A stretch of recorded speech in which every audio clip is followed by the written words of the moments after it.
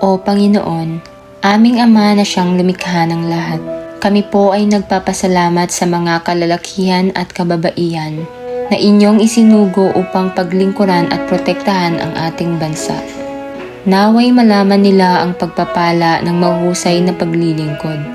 Idinadalangin namin ang proteksyon ng ating sandatahang lakas na naglilingkod sa ating bansa sa loob o ibang bansa, maging sa mga drills o sa deployment.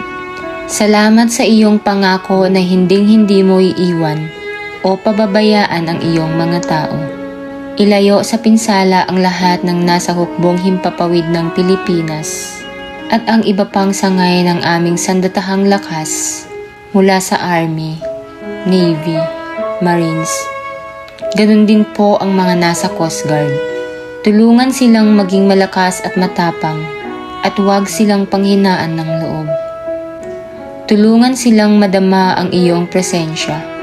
Tulungan silang manatiling malakas sa moral at malaya sa masamang impluwensya.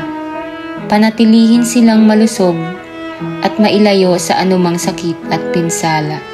Gabayan sila, maging kanilang mga mata at kanilang mga tainga habang sila ay gumagalaw at isinasagawa ang kanilang kaayusan at misyon.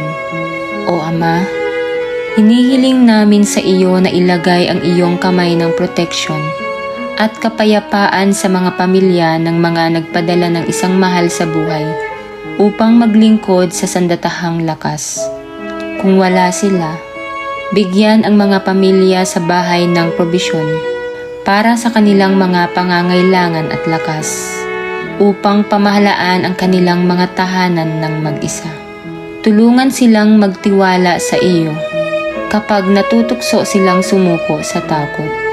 Dalhin ang kanilang mga iniisip na bihag sa iyong katotohanan at magpahinga sa iyong soberanya at kabutihan. Aliwin sila sa kulungkutan at iangkla sila sa iyong hindi nagbabagong pag-ibig. Hinihiling namin sa iyo na gamitin ang kahirapan ng distansya para sa iyong kabutihan upang patatagin ang kanilang pagsasama at palalimin ang buklod ng pamilya. Tulungan ang mga anak ng mga magulang na nade-deploy na madama ang iyong matinding pagmamahal. Malaman ang iyong kaginawaan, magkaroon ng tibay at matutong magtiwala sa iyo. Ito po ang aming dalangin sa ngalan ni Jesus na aming tagapagligtas. Amen.